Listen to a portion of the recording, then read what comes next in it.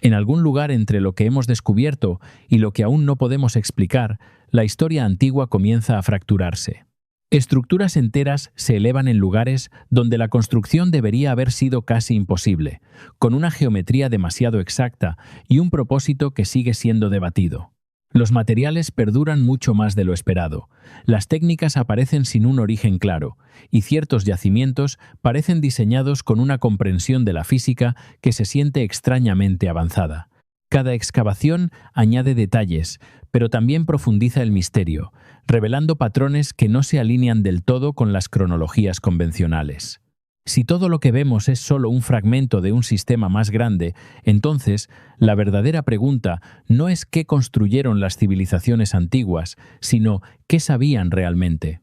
A lo largo de los paisajes de la historia antigua, hay lugares que parecen menos formaciones naturales y más umbrales, puntos donde el mundo superficial cede paso a algo más profundo, más oscuro y mucho menos comprendido. El sumidero del Diablo de Texas. El sumidero del Diablo, ubicado en el accidentado terreno de la región de Texas Hill Country, es uno de esos lugares. A primera vista, parece no ser más que una anomalía geológica, un enorme pozo vertical tallado en la caliza a lo largo de miles de años. Pero a medida que los investigadores han examinado sus profundidades, han surgido pistas sutiles, pistas que sugieren que este lugar no fue siempre un vacío intacto. En cambio, puede haber sido un lugar al que los seres humanos se aventuraron en su día por razones que siguen siendo inquietantemente poco claras. Geográficamente, el sumidero se encuentra dentro de una región kárstica moldeada por la lenta disolución de la caliza, un proceso que crea cuevas, vacíos, sumideros y colapsos repentinos en la superficie de la Tierra. La propia abertura es engañosamente simple, un abrupto agujero en el suelo que desciende abruptamente hacia la oscuridad. Sin embargo, bajo esa abertura hay un sistema de cavernas que se extiende mucho más allá de lo que el ojo puede ver. Un mundo vertical aislado de la luz solar, el viento y los ritmos de la superficie. En la antigüedad, este aislamiento habría convertido al lugar en algo a la vez inaccesible y, paradójicamente, profundamente significativo. Culturas de todo el mundo han asociado durante mucho tiempo estos lugares con entradas al inframundo, reinos de espíritus o zonas donde el límite entre la vida y la muerte se vuelve tenue. El descubrimiento moderno del sumidero del Diablo se remonta al siglo XIX, cuando colonos y exploradores documentaron por primera vez su existencia. Sin embargo, la investigación sistemática llegó mucho más tarde, cuando espeleólogos y arqueólogos comenzaron a explorar su interior con equipos más avanzados.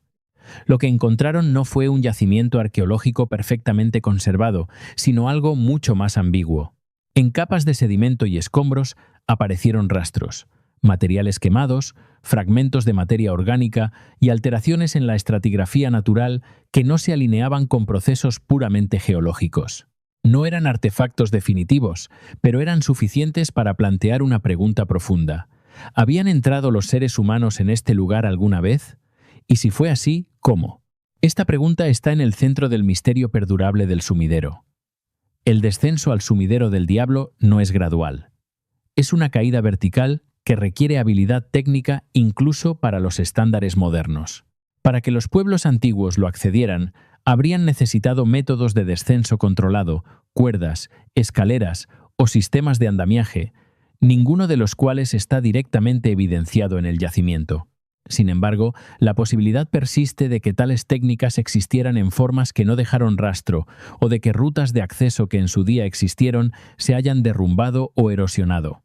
La idea desafía las suposiciones convencionales sobre las limitaciones tecnológicas de las sociedades antiguas, sugiriendo que sus capacidades pueden haber sido más sofisticadas, o al menos más audaces, de lo que normalmente se imagina. El entorno dentro del sumidero añade otra capa al enigma. Las condiciones bajo la superficie son notablemente estables. Las temperaturas permanecen relativamente constantes. La luz está casi completamente ausente, y los niveles de humedad crean un microclima diferente al del paisaje circundante. Tales condiciones pueden preservar material orgánico durante largos periodos, pero también pueden distorsionar o degradar las evidencias de maneras imprevisibles. Lo que sobrevive puede no contar toda la historia. Lo que ha desaparecido puede haber sido mucho más revelador. Esta doble naturaleza, preservación y deterioro entrelazados, hace que la interpretación sea extraordinariamente difícil. Es como si el propio sumidero se resistiera a ser comprendido.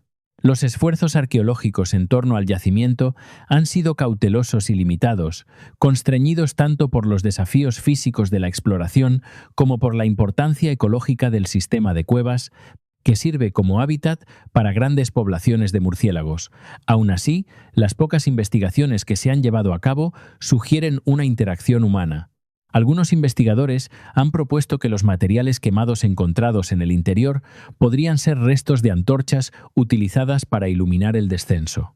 Otros sugieren que podrían ser el resultado de procesos naturales, como incendios provocados por rayos o reacciones químicas dentro del ambiente de la cueva. La ambigüedad de las evidencias deja espacio para múltiples interpretaciones, ninguna de las cuales puede aún confirmarse. Para comprender mejor la importancia del sumidero del Diablo, es útil compararlo con otros yacimientos antiguos donde los vacíos naturales desempeñaron un papel en la actividad humana. En Mesoamérica, por ejemplo, los cenotes, sumideros naturales formados en la caliza, fueron utilizados por los mayas tanto con fines prácticos como rituales. Algunos servían como fuentes de agua, mientras que otros se convirtieron en espacios sagrados asociados con ofrendas y, en ciertos casos, con sacrificios humanos. Los artefactos recuperados de estos cenotes proporcionan evidencias claras de uso intencional, transformando lo que de otro modo parecerían ser accidentes geológicos en sitios culturalmente significativos. De manera similar, en partes de Europa, profundos pozos y cuevas han sido vinculados a prácticas funerarias y actividades ceremoniales, reforzando la idea de que los espacios verticales a menudo estaban imbuidos de significado simbólico. Sin embargo, el sumidero del Diablo difiere en un aspecto crucial: su accesibilidad. A diferencia de muchos cenotes, a los que se puede acceder mediante pasajes inclinados o descensos graduales, este sumidero presenta una barrera casi vertical. Si fue utilizado por pueblos antiguos, ese uso habría requerido una confrontación deliberada con el peligro, una disposición a descender a un espacio del que la huida no estaba garantizada.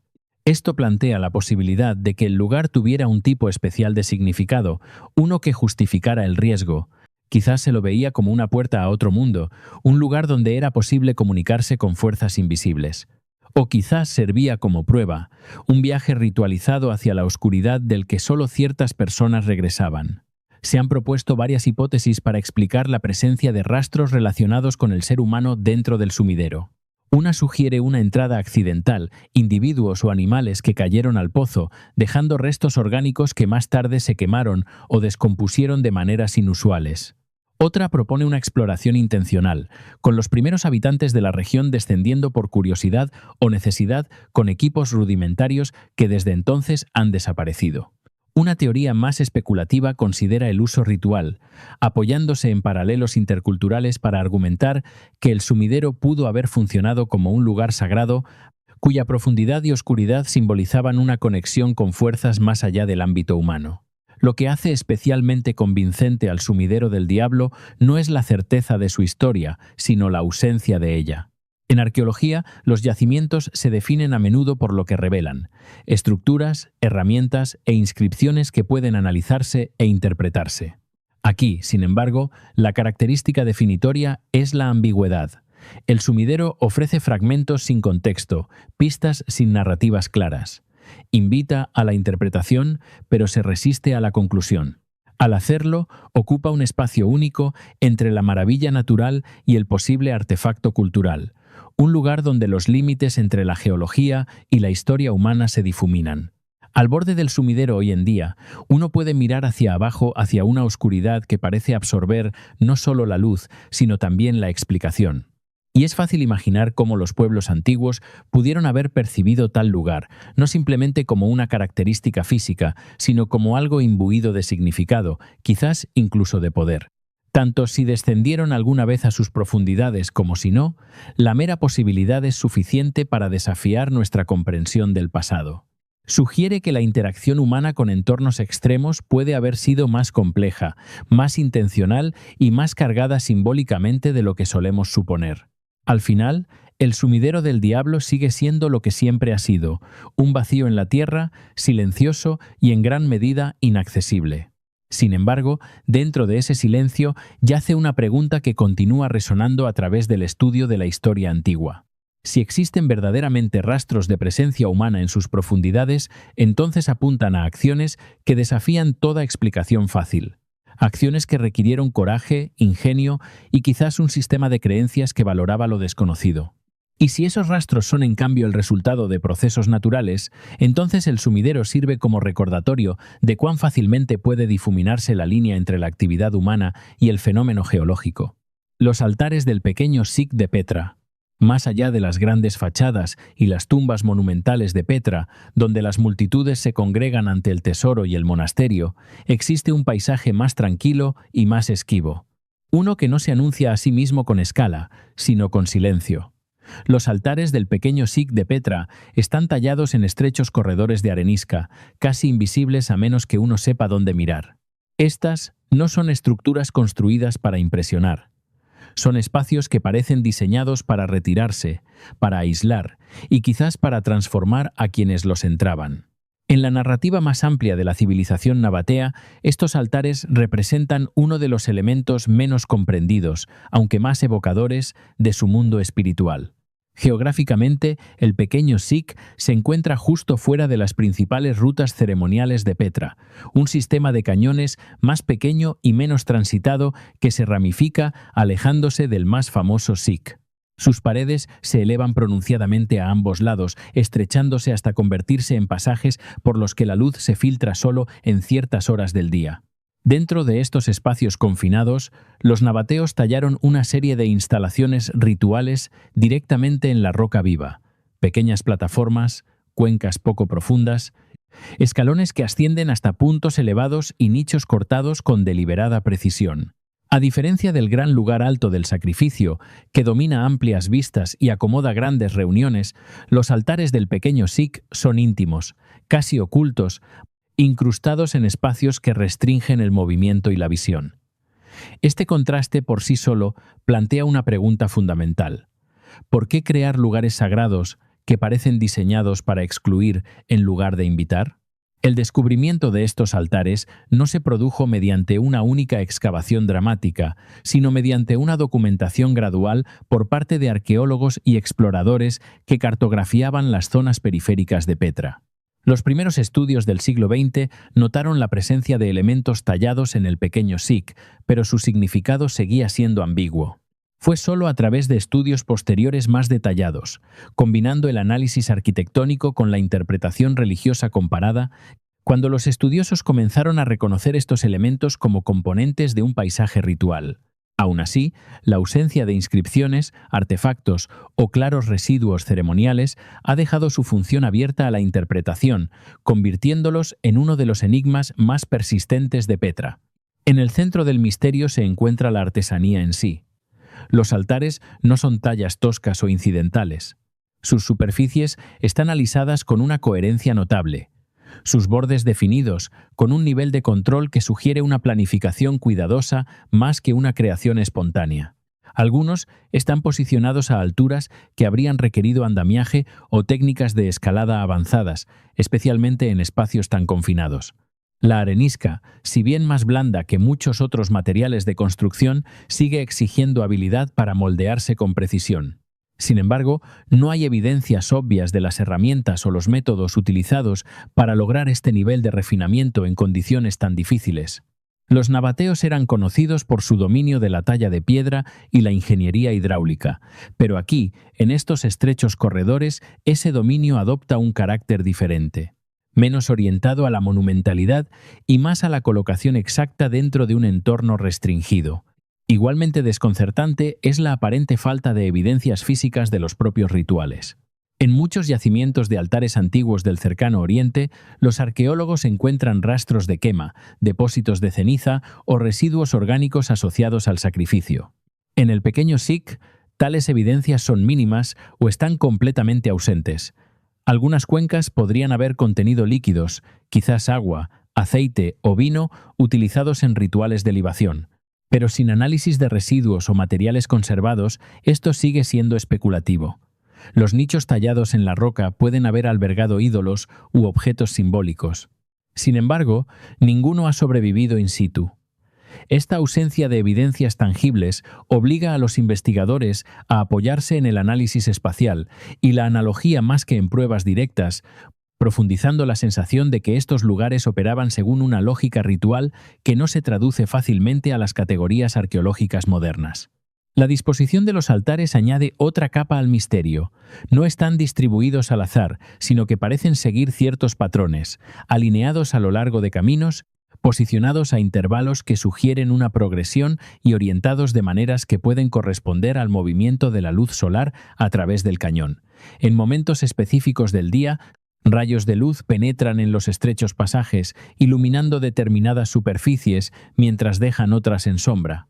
Es tentador imaginar que estos momentos de iluminación eran parte integral de los rituales realizados, transformando los altares en escenarios donde la propia luz se convertía en parte de la ceremonia.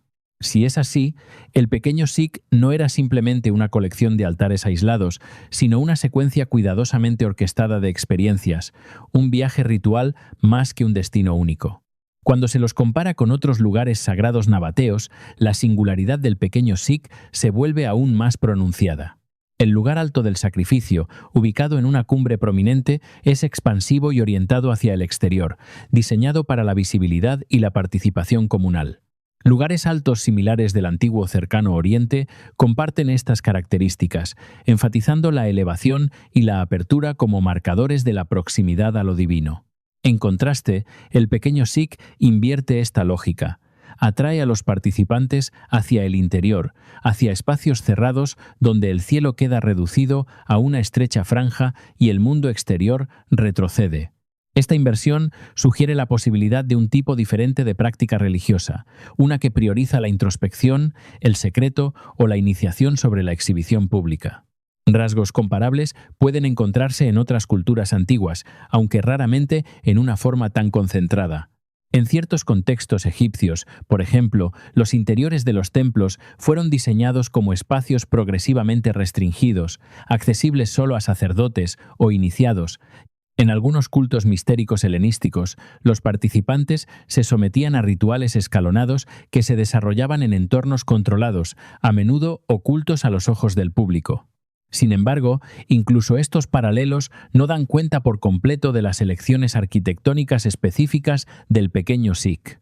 La integración de las formaciones naturales del cañón con los elementos rituales tallados crea un espacio híbrido, en parte construido y en parte heredado del paisaje, lo que sugiere que los nabateos no se limitaban a construir altares, sino que estaban modelando el propio entorno en un instrumento sagrado. Se han propuesto varias hipótesis para explicar el propósito de estos lugares. Una sugiere que funcionaban como lugares para rituales privados o de élite, accesibles solo para un grupo selecto dentro de la sociedad nabatea. Otra propone que se utilizaban para ceremonias de iniciación en las que los participantes avanzaban por una secuencia de etapas, cada una marcada por un altar diferente, simbolizando una transformación de estatus o comprensión. Una tercera posibilidad es que estos espacios estuvieran dedicados a deidades específicas asociadas con el mundo natural, espíritus de la roca, el cañón o el desierto, que requerían rituales realizados en contacto directo con el paisaje. También existe la posibilidad de que el pequeño Sikh represente una fase anterior de la práctica religiosa nabatea, una que precede a la construcción de lugares sagrados más grandes y formalizados. Sin embargo, ninguna de estas hipótesis resuelve por completo la pregunta central: ¿por qué aquí? ¿Y por qué de esta manera? La respuesta puede residir no en para qué se utilizaban estos lugares, sino en cómo se experimentaban. La estrechez del cañón, la entrada controlada de luz, el esfuerzo físico necesario para moverse a través del espacio, todos estos factores habrían moldeado la percepción de quienes lo recorrían. En tal entorno, incluso las acciones simples, subir un escalón, depositar una ofrenda, pararse en un rayo de luz, podrían adquirir una significación elevada.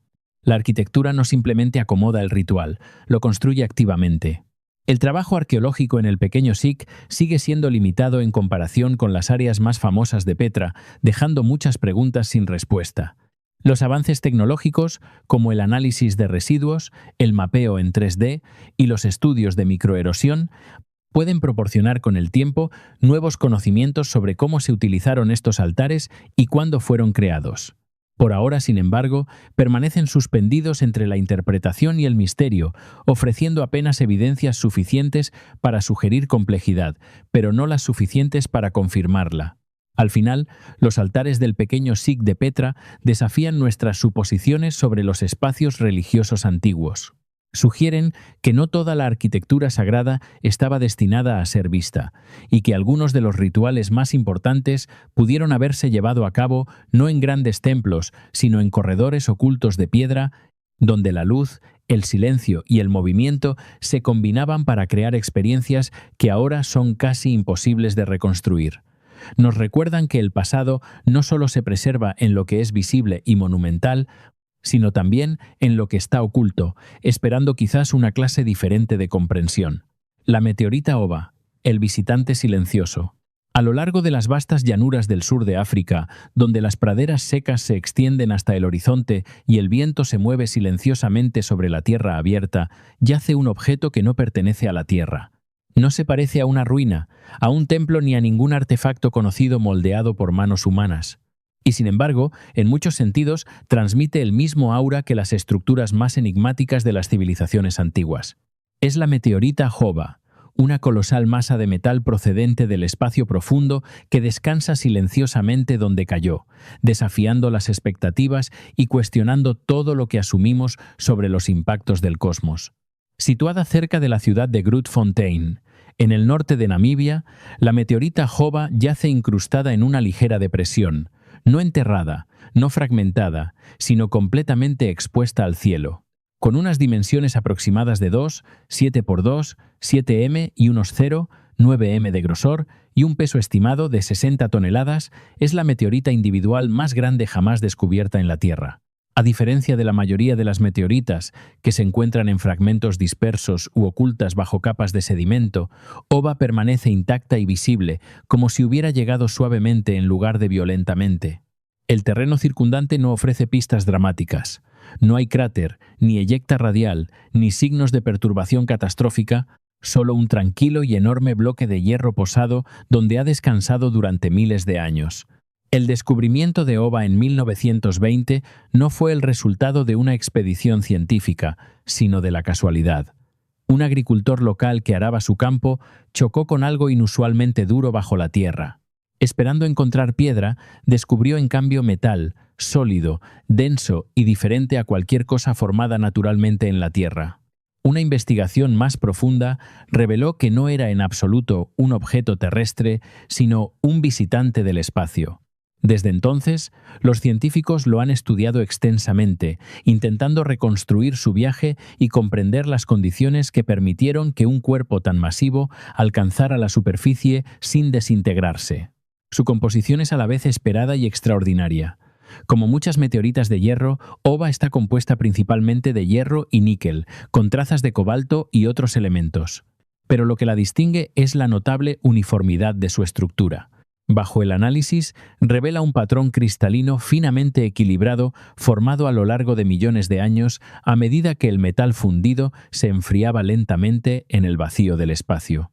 Este proceso sugiere que Joba fue en su día parte del núcleo de un cuerpo planetario mayor, quizás un protoplaneta o asteroide que fue destruido en una colisión hace mucho tiempo olvidada. En este sentido, Oba no es simplemente una roca, sino el fragmento de un mundo perdido, una pieza conservada del interior planetario que precede a la propia Tierra. Y sin embargo, el mayor misterio que rodea a Oba no es su origen, sino su llegada. Una meteorita de este tamaño debería haber producido un importante cráter de impacto al alcanzar la Tierra. Incluso teniendo en cuenta la desaceleración atmosférica, una masa de esta escala normalmente golpearía el suelo con una tremenda fuerza. Pero en el lugar de Joba no hay cráter, solo una ligera depresión en el suelo.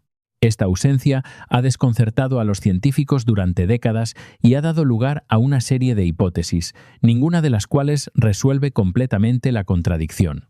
Una teoría predominante sugiere que Oba entró en la atmósfera terrestre con un ángulo muy poco pronunciado, rebotando efectivamente a través de las capas superiores en lugar de sumergirse directamente hacia abajo. Combinado con su forma relativamente plana, esto podría haber aumentado la resistencia del aire, ralentizando así su descenso con mayor eficacia que un objeto esférico compacto. Con el tiempo, puede haber perdido suficiente velocidad como para aterrizar sin un impacto explosivo. Otra posibilidad es que la meteorita se fragmentara parcialmente durante el descenso, perdiendo masa y energía antes de alcanzar el suelo.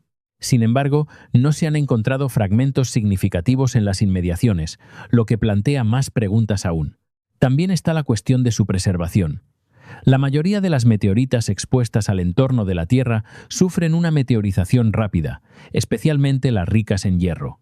Sin embargo, Oba muestra solo signos limitados de corrosión. Su superficie ha desarrollado una capa de óxido estable, pero la mayor parte de la masa permanece intacta y estructuralmente sólida. Esto sugiere que las condiciones ambientales locales, baja humedad, temperaturas estables y actividad biológica mínima han desempeñado un papel en su preservación. Aún así, el grado de conservación a lo largo de un periodo tan largo sigue siendo inusual. Cuando se la compara con otras meteoritas grandes, Oba está sola. El campo de meteoritas de campo del cielo, por ejemplo, consiste en numerosos fragmentos dispersos por una amplia área, cada uno marcando una violenta ruptura durante la entrada en la atmósfera. De manera similar, la meteorita Sikhote-Alin, que cayó en 1947, produjo un dramático campo de cráteres y fragmentos de hierro, resultado de una desintegración explosiva. En contraste, Oba parece casi serena, sin dividir, sin perturbar y singular. No cuenta una historia de destrucción, sino de improbabilidad. La ausencia de registros históricos añade otra capa al misterio. Una caída de esta magnitud, si hubiera sido presenciada, probablemente habría sido recordada, registrada en tradiciones orales, mitos o primeros relatos escritos. Sin embargo, no existe ninguna documentación conocida de tal evento en la región. Esto sugiere que la meteorita puede haber caído mucho antes del asentamiento humano, o al menos antes del desarrollo de una memoria cultural duradera. Alternativamente, si el impacto fue en efecto menos violento de lo esperado, puede no haber producido los dramáticos efectos visuales o auditivos típicamente asociados a las caídas de meteoritas. Los estudios modernos, incluido el análisis geoquímico y la datación isotópica, continúan refinando nuestra comprensión de la edad y el origen de Oba. Las estimaciones sugieren que puede haber caído hace entre 80.000 y 200.000 años, aunque el momento exacto sigue siendo incierto. Su viaje por el espacio, sin embargo, abarca miles de millones de años, formada en el sistema solar temprano, moldeada por colisiones cósmicas y luego guiada hacia la Tierra por fuerzas gravitacionales que solo estamos comenzando a comprender plenamente. En muchos sentidos, Oba ocupa un espacio único entre la geología y la arqueología. No es una creación humana, pero comparte con los monumentos antiguos un sentido de permanencia, misterio y testimonio silencioso. Desafía nuestras expectativas no a través de la complejidad, sino de la contradicción. Un objeto masivo que debería haberse fragmentado, pero que permanece intacto. Un evento violento que debería haber dejado cicatrices, pero que casi no dejó ninguna. Una reliquia de origen cósmico que descansa tranquilamente entre los paisajes de la Tierra. Y quizás eso es lo que hace a Oba tan convincente. No abruma con espectáculo, sino con un sutil desafío a las reglas. Nos invita a reconsiderar lo que creemos saber no solo sobre las meteoritas, sino sobre los procesos que dan forma a nuestro planeta y al universo más allá. Porque si una masa de hierro de 60 toneladas puede caer del cielo y dejar casi ningún rastro de su llegada, entonces quizás los límites de nuestra comprensión no son tan sólidos como imaginamos. Las iglesias rupestres del Valle de Hilara. Tallado en el corazón volcánico de la Anatolia central, yace un paisaje que parece menos construido que descubierto, como si un mundo sagrado entero hubiera estado esperando dentro de la roca a que las manos humanas lo revelaran. El Valle de Hilara, que se extiende como una herida estrecha a través de la meseta de Capadocia, oculta dentro de sus escarpadas paredes más de 100 iglesias rupestres, silenciosas, sombreadas y asombrosamente precisas. A primera vista parecen no ser más que aberturas en la piedra, pero al entrar la ilusión se derrumba. Estas no son cuevas, Son arquitecturas, diseñadas, medidas y ejecutadas con un nivel de control que desafía todo lo que asumimos sobre la construcción medieval temprana. Geográficamente, el valle fue formado a través de un violento pasado geológico. Hace millones de años, las erupciones volcánicas cubrieron la región con gruesas capas de toba blanda. Con el tiempo, el río Meléndez excavó un profundo cañón, exponiendo acantilados verticales de piedra trabajable. Fue aquí, a lo largo de estas escarpadas paredes, donde las comunidades humanas entre los siglos VII y XI comenzaron a transformar la geología en santuario. A diferencia de las ciudades construidas hacia arriba, Ijlara fue construida hacia adentro. Capillas enteras, corredores, cúpulas y cámaras fueron tallados directamente en la cara de la roca, a menudo a decenas de metros sobre el suelo del valle, accesibles solo por estrechos caminos o escaleras ocultas. Desde arriba, permanecen casi invisibles, camufladas dentro de los estratos naturales. El descubrimiento de estas iglesias no fue un evento dramático único, sino un desvelamiento gradual. Las poblaciones locales llevaban mucho tiempo conociendo el valle, pero la documentación sistemática no comenzó hasta el siglo XIX, cuando exploradores y estudiosos europeos entraron en Capadocia y comenzaron a registrar su inusual arquitectura. Lo que encontraron en Ijlara era diferente a todo lo catalogado anteriormente. A diferencia de las iglesias bizantinas exentas, estas estructuras no poseían forma exterior. Su diseño existía completamente dentro del espacio negativo, una ausencia tallada con intención. Y es este método de creación el que introduce el primero y quizás más inquietante misterio. Tallar una habitación en la roca es una cosa, pero tallar un interior abovedado y simétrico con ejes alineados, columnas proporcionales y armonía espacial es algo completamente diferente. En el interior de iglesias como Aachalti o Sumbulú, los techos se curvan formando cúpulas casi perfectas. Los pilares parecen soportar peso, aunque están tallados de la misma masa continua.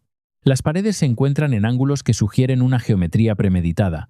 Sin embargo, todo esto se logró en la oscuridad, con herramientas limitadas y sin posibilidad de medición externa. No hay líneas de construcción, no hay correcciones visibles, solo espacio acabado. La pregunta surge casi de inmediato.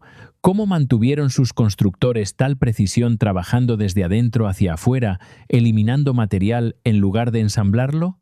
Aún más enigmáticas son las pinturas que cubren muchos de estos interiores.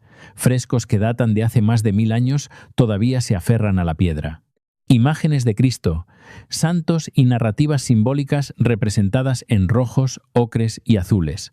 En algunas cámaras, los colores permanecen vívidos, protegidos de la luz solar y la meteorización. En otros, se desvanecen hasta convertirse en contornos fantasmales, lo que sugiere diferencias en la técnica o el propósito. Los pigmentos se adhieren a la blanda superficie volcánica de maneras que desafían toda explicación fácil.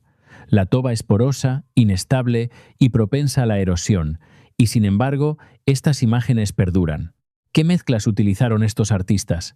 ¿Qué preparación permitió que la pintura penetrara y se fijara tan profundamente en la roca?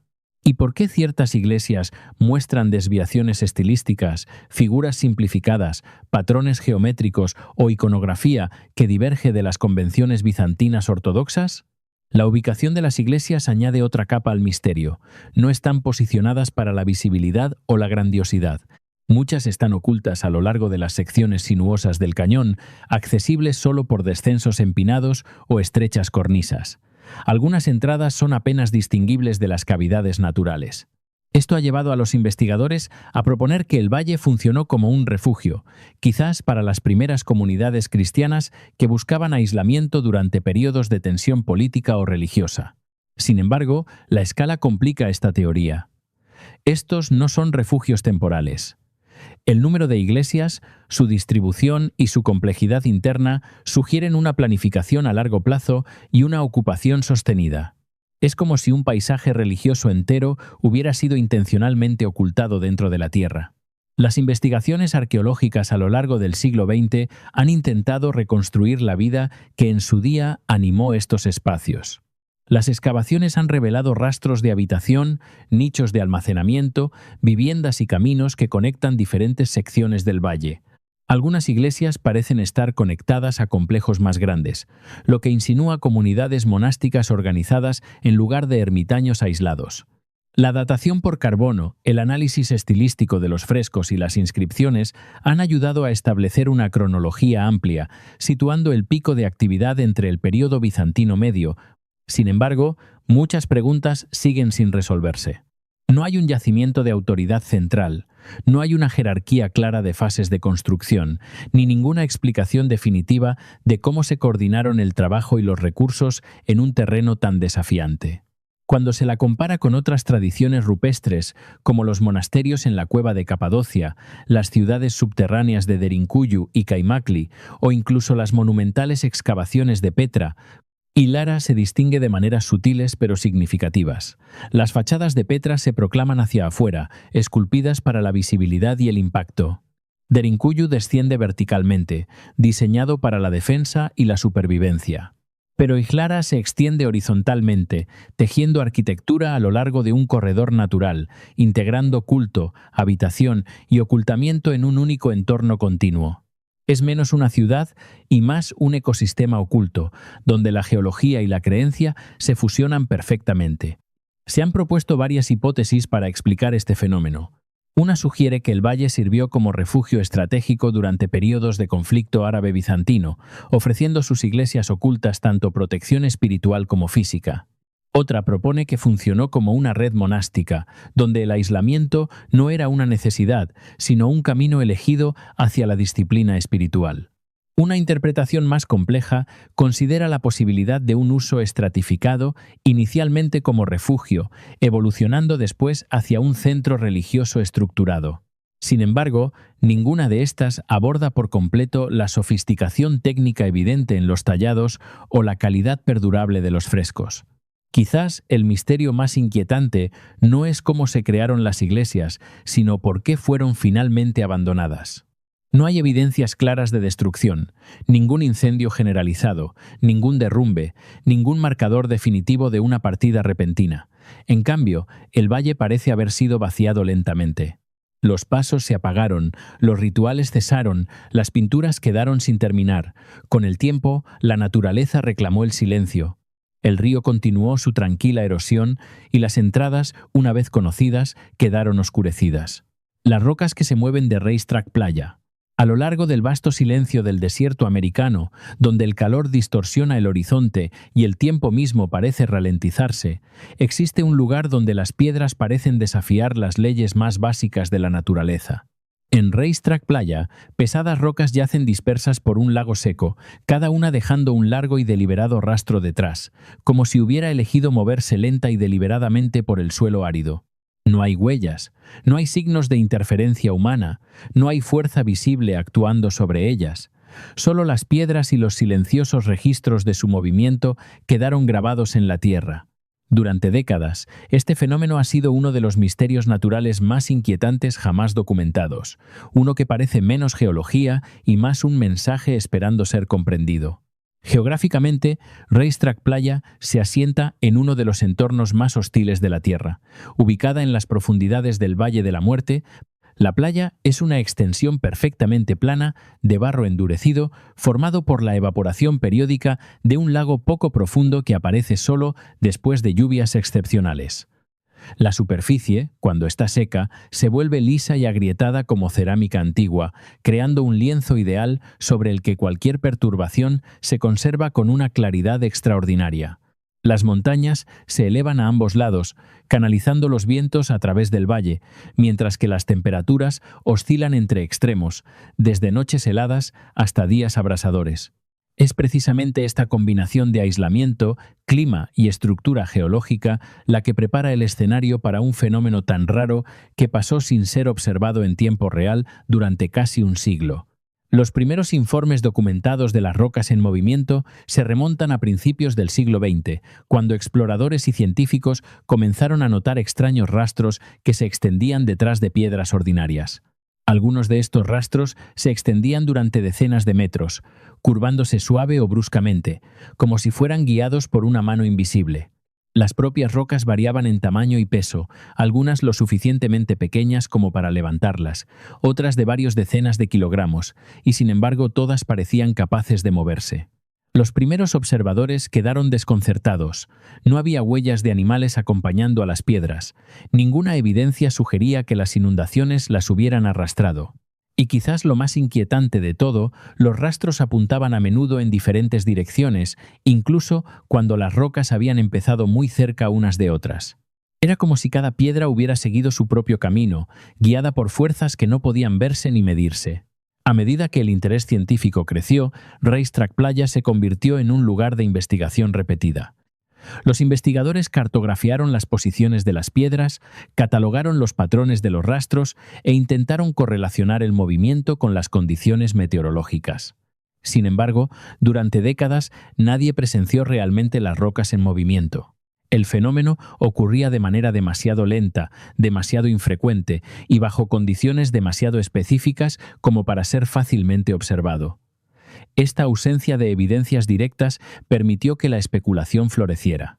Algunos sugirieron que los poderosos vientos del desierto podían empujar las piedras, aunque los cálculos demostraban que el viento por sí solo era insuficiente para mover las rocas más pesadas.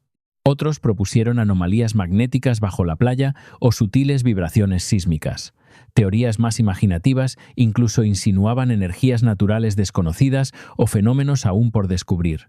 En ausencia de respuestas, el misterio se profundizó. Lo que hacía a Racetrack Playa especialmente convincente, especialmente cuando se veía a través del prisma de los misterios antiguos, no era solo el propio movimiento, sino la precisión y variación de los rastros. Algunos caminos eran notablemente rectos, extendiéndose por la playa como líneas trazadas con intención. Otros se curvaban grácilmente, como si las piedras hubieran ajustado su rumbo a mitad del viaje. En algunos casos, las rocas parecían rotar, dejando rastros retorcidos o en bucle detrás de ellas. Incluso había casos donde piedras que viajaban en paralelo se separaban de repente, desviándose cada una en una dirección diferente a pesar de compartir las mismas condiciones de partida.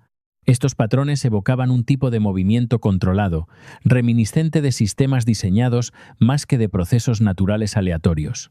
Para muchos observadores, era como si el suelo del desierto estuviera registrando una coreografía cuyas reglas estaban ocultas a la vista. Un avance llegó finalmente a principios del siglo XXI, cuando un equipo de científicos instaló rastreadores GPS y cámaras de tiempo de exposición en toda la playa. Después de años de espera, las condiciones se alinearon. Durante las frías noches de invierno, una fina capa de agua se acumulaba en la superficie, congelándose en láminas de hielo. A medida que la luz solar matutina calentaba el suelo, estas láminas comenzaban a fracturarse en grandes paneles flotantes. Luego, impulsados por suaves vientos, mucho más débiles de lo que se había supuesto necesario, los paneles de hielo empujaban lentamente contra las rocas. Las piedras, descansando sobre una delgada capa de barro resbaladizo, comenzaban a deslizarse. El movimiento era sutil, casi imperceptible en tiempo real, apenas centímetros por segundo. Pero a lo largo de minutos u horas, era suficiente para crear los largos rastros que habían desconcertado a los observadores durante generaciones. Por primera vez se vio a las rocas moverse. Y sin embargo, incluso con esta explicación, Racetrack Playa no entrega completamente su misterio. La combinación precisa de condiciones requeridas, agua estancada, temperaturas de congelación, frágiles láminas de hielo y viento constante, ocurre solo raramente, a veces con años entre eventos. Los propios movimientos son silenciosos, lentos y fácilmente imperceptibles sin un monitoreo continuo. Más intrigante aún, no todos los patrones de rastros observados se explican perfectamente por este mecanismo. Las variaciones en la dirección, los cambios repentinos en el movimiento y los diferentes comportamientos de las piedras bajo condiciones aparentemente idénticas sugieren que pueden estar en juego factores adicionales. La playa, en cierto sentido, ha revelado su método, pero no todos sus secretos. Cuando se la compara con otros fenómenos naturales, Racetrack Playa ocupa una posición única. No hay equivalentes ampliamente conocidos donde objetos pesados se muevan a través de terreno plano de una manera tan visible y rastreable. Si bien el movimiento impulsado por el hielo ha sido observado en otros entornos, la claridad y permanencia de los rastros aquí elevan el fenómeno a algo casi simbólico.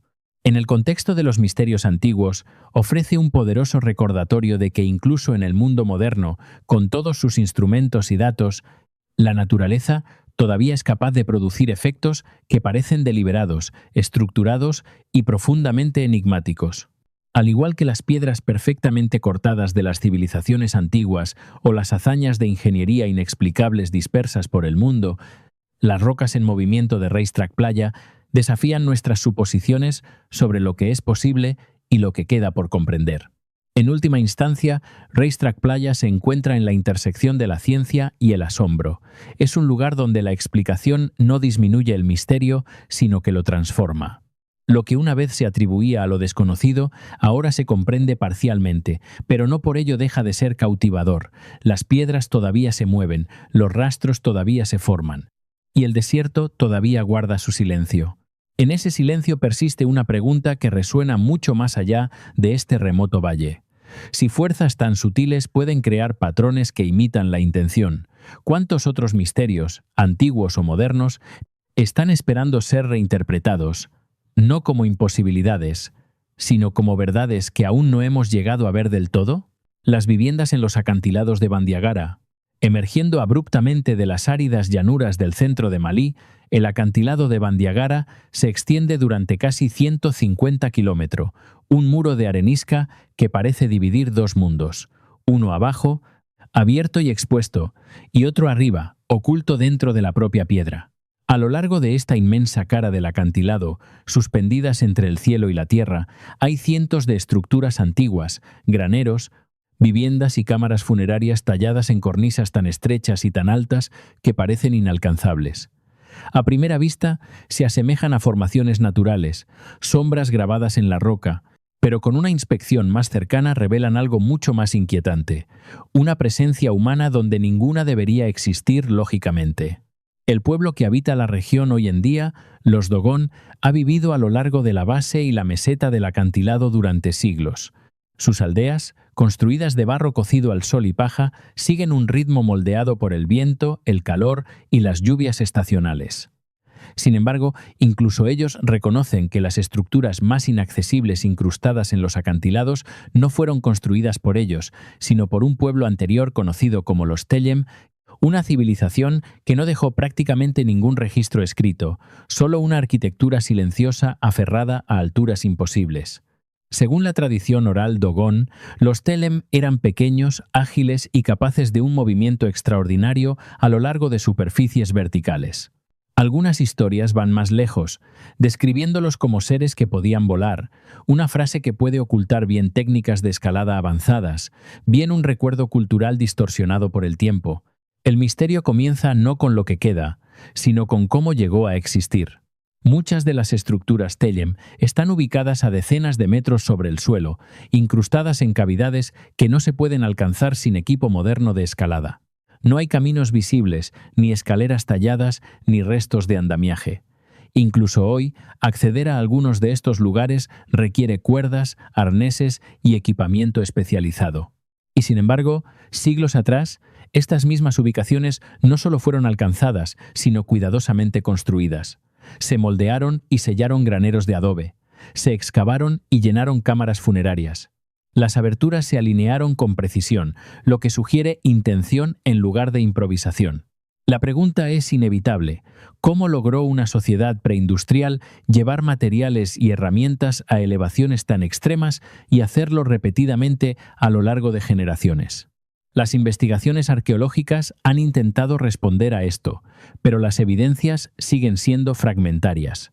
Las excavaciones de yacimientos funerarios en los acantilados han descubierto restos humanos, textiles, artefactos de madera y cerámica, muchos de ellos notablemente bien conservados gracias al clima seco y a la naturaleza protectora de los salientes de roca. Algunos de estos restos datan de varios siglos antes de la llegada de los Dogon, confirmando que los Tellem eran efectivamente un grupo cultural diferente. Sin embargo, más allá de estos rastros físicos, hay poco con que reconstruir su sociedad. Ninguna inscripción, ningún asentamiento claro a nivel del suelo, ninguna infraestructura a gran escala que explicara cómo se sostuvo este modo de vida vertical. Uno de los aspectos más llamativos de las viviendas de Bandiagara es su aparente desafío a la lógica ambiental. En la mayoría de las sociedades antiguas, los asentamientos se construían cerca de fuentes de agua, tierras fértiles y rutas accesibles. Aquí, lo contrario parece ser verdad. Los puntos más altos y menos accesibles fueron elegidos deliberadamente. Una teoría predominante sugiere la defensa, que los Telem buscaron refugio de los conflictos o de las redadas de esclavos, retirándose a los acantilados como fortaleza natural. Otra propone la adaptación ambiental, argumentando que la elevación protegía contra las inundaciones estacionales o el calor extremo. Pero ninguna de las dos explica por completo la enorme dificultad de la vida cotidiana a tales alturas.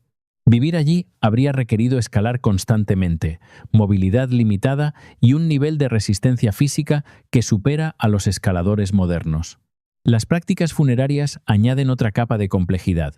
Muchas de las cavidades del acantilado contienen restos humanos colocados en posiciones que sugieren un cuidado ritual.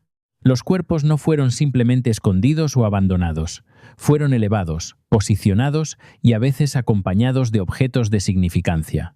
En varios casos, el emplazamiento de estos enterramientos es tan remoto que incluso llegar a ellos hoy en día es un riesgo calculado.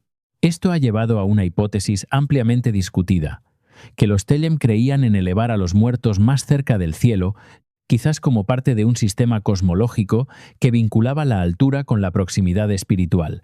Sin embargo, esta interpretación plantea más preguntas. Si estos lugares eran sagrados, ¿cómo se accedía a ellos durante las ceremonias? ¿Había estructuras temporales, escaleras, cuerdas, andamios que han desaparecido sin dejar rastro? ¿O poseían los Telem técnicas ahora perdidas que les permitían moverse verticalmente con una eficacia mucho mayor de la que actualmente podemos imaginar? Cuando el pueblo Dogon llegó a la región, probablemente alrededor del período medieval tardío, no intentó replicar las viviendas más altas de los acantilados. En cambio, construyó en la base y en terrazas más accesibles, adaptando el entorno para la agricultura y la vida comunal. Sin embargo, continuaron usando algunas de las estructuras existentes de los acantilados, particularmente para el almacenamiento y el enterramiento.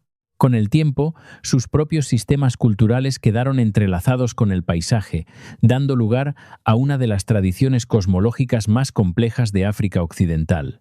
Los Dogon son ampliamente conocidos por su arquitectura simbólica, sus espacios rituales y sus sistemas de conocimiento oral, incluyendo afirmaciones controvertidas sobre su conciencia de cuerpos celestes como Sirius B. Si bien la erudición moderna debate la exactitud de estas afirmaciones, la asociación ha contribuido al persistente aura de misterio que rodea la región. Sin embargo, en comparación con otras viviendas antiguas en acantilados de todo el mundo, como los yacimientos puebloanos ancestrales de Mesa Verde en América del Norte, o las iglesias excavadas en la roca de la Libela en Etiopía, el acantilado de Bandiagara se distingue tanto en escala como en extremidad vertical. Mientras que las estructuras de Mesa Verde están construidas en alcobas relativamente accesibles por caminos tallados y la arquitectura de la Libela está excavada hacia abajo en la roca, las construcciones Telem ocupan posiciones que parecen deliberadamente elegidas por su inaccesibilidad. No están ocultas, están elevadas más allá del alcance. Esta distinción es fundamental. Sugiere no solo una adaptación al entorno, sino una preferencia cultural por la separación vertical del suelo, del peligro o quizás del reino humano ordinario. A pesar de décadas de estudio, el misterio central sigue sin resolverse. Los Telem aparecen en el registro arqueológico, dejan atrás estructuras que desafían toda explicación práctica y luego desaparecen. No hay evidencias claras de asimilación, ningún signo definitivo de desplazamiento violento y ninguna historia escrita para marcar su transición. Simplemente se desvanecen, dejando sus viviendas suspendidas en piedra como testimonio silencioso. Los Dogon heredan el paisaje, pero no los métodos. Las técnicas, cualesquiera que fueran, no continúan. Hoy, el complejo de viviendas en los acantilados de Bandiagara está reconocido como Patrimonio de la Humanidad por la UNESCO, tanto por su importancia cultural como por su singularidad arquitectónica. Sin embargo, incluso con las herramientas modernas, los drones y el equipo de escalada, los investigadores continúan descubriendo nuevos detalles que plantean tantas preguntas como responden. Cada cavidad, cada estructura y cada fragmento de cerámica o hueso contribuye a un rompecabezas más grande que se resiste a una explicación única y coherente. Lo que sigue siendo más llamativo no es solo el ingenio requerido para construir estas viviendas, sino la intención detrás de ellas. Estas no eran construcciones accidentales ni refugios temporales. Eran deliberadas, repetidas e integradas dentro de un sistema de vida y muerte que valoraba la elevación, el aislamiento y la permanencia. En un paisaje definido por la exposición, los Telem eligieron la forma más extrema de refugio imaginable, no retirándose a la tierra, sino ascendiendo hacia ella. Y así, los acantilados de Bandiagara perduran, guardando dentro de sus paredes una pregunta que aún no ha sido respondida del todo. ¿Fueron estas estructuras el resultado de una adaptación extraordinaria o representan un nivel de conocimiento, de ingeniería, de movimiento en el entorno que desde entonces se ha perdido para el tiempo? Drukgyal Dzong, la fortaleza que se oculta en la niebla. En lo alto del Valle de Paro, en Bután, donde los Himalayas se elevan en siluetas escalonadas y las nubes se deslizan lo suficientemente bajas como para tocar la tierra, las ruinas del Drukgyal Dzong emergen y desaparecen con la niebla cambiante. A primera vista, parece ser solo otra fortaleza abandonada, muros de piedra fracturados por el tiempo, patios tomados por el silencio.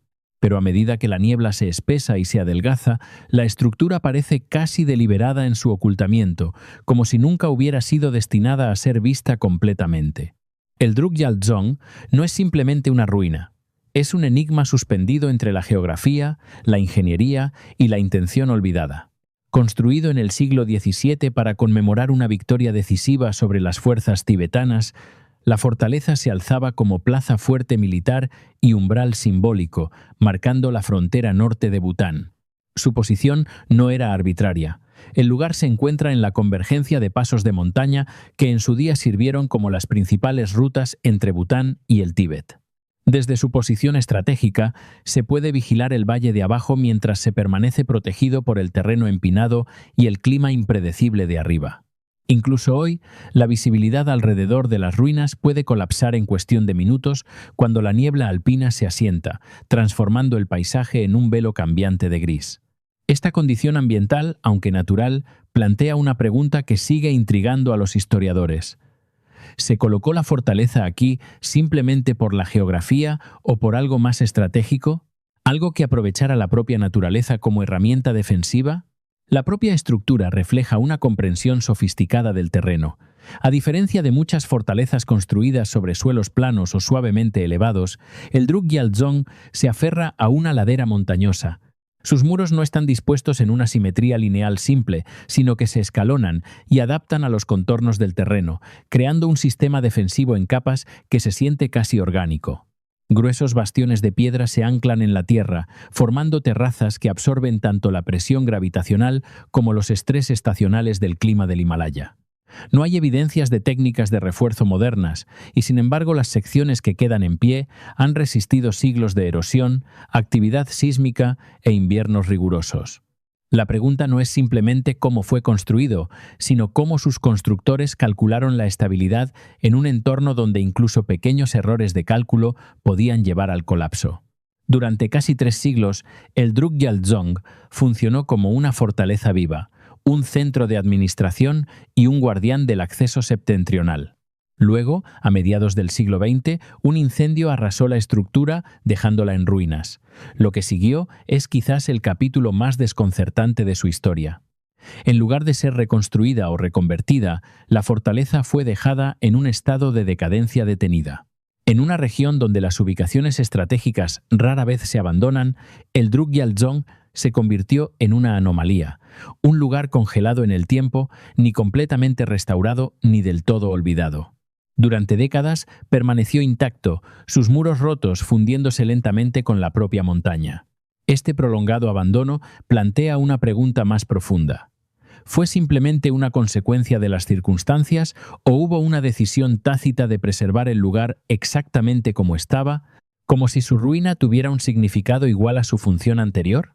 La atención arqueológica al Drukgyal Dzong ha sido limitada en comparación con yacimientos más prominentes de toda Asia.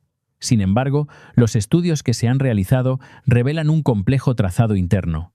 La fortaleza no es una única estructura cerrada, sino una red de espacios interconectados, patios, corredores, torres defensivas y pasajes ocultos. El movimiento por el yacimiento no es nada sencillo. Los caminos se estrechan inesperadamente, los ángulos cambian sin previo aviso y las líneas de visión están cuidadosamente controladas. Desde ciertas posiciones, los defensores podían observar las amenazas que se acercaban sin ser vistos ellos mismos, mientras que los intrusos se encontrarían desorientados por el diseño laberíntico. Esta complejidad sugiere un nivel de planificación que va más allá de la simple fortificación, insinuando una filosofía arquitectónica centrada tanto en la defensa psicológica como en la física. Cuando se la compara con otras fortificaciones de la misma era, ya sean las masivas ciudadelas de piedra de Asia Central o los castillos simétricos de Europa, el Drukgyal Dzong se distingue. Las fortalezas europeas a menudo enfatizan la claridad geométrica y las líneas de visión abiertas, mientras que muchas plazas fuertes asiáticas priorizan la escala imponente y la autoridad centralizada. El Drukgyal, en cambio, se siente adaptativo e irregular, moldeado tanto por la montaña como por la intención humana. Su diseño comparte algunos paralelos conceptuales con otros dezongs del Himalaya, como los que se encuentran por todo Bután, donde las funciones religiosas y administrativas coexisten dentro de muros fortificados. Sin embargo, incluso entre estos, el posicionamiento del Drukgyal y su aparente dependencia del ocultamiento ambiental lo hacen único. Quizás el aspecto más intrigante del yacimiento radica en su doble identidad. Dentro de sus muros defensivos existían en su día espacios dedicados a la práctica espiritual, áreas para el ritual, la meditación y la expresión de la filosofía budista vajrayana. Esta mezcla de funciones marciales y espirituales no es infrecuente en la arquitectura butanesa, pero en el Drukgyal Dzong la integración parece especialmente deliberada. Sugiere que la fortaleza no era solo un lugar de defensa, sino también un límite simbólico entre mundos, el físico y el metafísico, lo conocido y lo desconocido. Tal perspectiva reenmarca la estructura por completo. En lugar de ser simplemente una instalación militar, se convierte en un paisaje de significado donde cada muro y corredor pudo haber servido tanto para propósitos prácticos como simbólicos. Se han propuesto varias hipótesis para explicar los misterios perdurables del Drukgyal Dzong. Una propone que su ubicación fue elegida específicamente para aprovechar los patrones naturales de niebla de la región, convirtiendo efectivamente a la fortaleza en invisible desde la distancia durante momentos críticos. Otra sugiere que el trazado irregular fue diseñado para confundir y desorientar a los atacantes, creando una ventaja defensiva que dependía de la percepción más que de la fuerza bruta. Una interpretación más filosófica considera la posibilidad de que la fortaleza fuera dejada intencionalmente en ruinas como reflejo de la impermanencia, un concepto central en el pensamiento budista, transformándola de una estructura funcional en un recordatorio perdurable de la naturaleza transitoria del poder y la victoria. Sin embargo, ninguna de estas explicaciones resuelve completamente las preguntas que presenta el yacimiento. La precisión requerida para construir en semejante terreno, la decisión de abandonar una plaza fuerte estratégicamente vital, la interacción entre la visibilidad y el ocultamiento, y la fusión del diseño espiritual y militar, todo apunta a un nivel de intención que no se categoriza fácilmente. El Drukgyal Dzong resiste las narrativas simples. No es ni completamente comprendido ni completamente misterioso, existiendo en cambio en un espacio donde la evidencia y la interpretación se solapan. Hoy, a medida que los esfuerzos de restauración han comenzado a estabilizar partes de la estructura, las ruinas permanecen envueltas en la misma niebla alpina que siempre las ha definido. Los visitantes que se acercan al lugar describen a menudo una sensación de desorientación, no solo física, sino temporal, como si estuvieran entrando en un lugar donde el pasado y el presente coexisten sin límites claros. La fortaleza no se revela de una vez. Emerge en fragmentos, un muro aquí, una torre allá, cada pieza brevemente visible antes de ser reclamada por la niebla. De esta manera, el Drukgyal Dzong continúa funcionando como siempre lo ha hecho, no como un monumento estático, sino como un participante activo en su entorno. Se oculta, se revela y se transforma, desafiando a quienes lo encuentran a cuestionar no solo lo que ven, sino lo que permanece oculto. Y quizás ese sea su mayor misterio de todos, que incluso en ruinas todavía controla la narrativa, permitiendo solo vislumbres de un pasado que se niega a ser completamente descubierto. Hemos llegado al final de este video, y ahora que ya conoces estos lugares y misterios que desafían toda respuesta, ¿cuál de ellos te parece el más difícil de explicar? Déjanos tu respuesta en los comentarios. Gracias por vernos. Nos vemos en el próximo.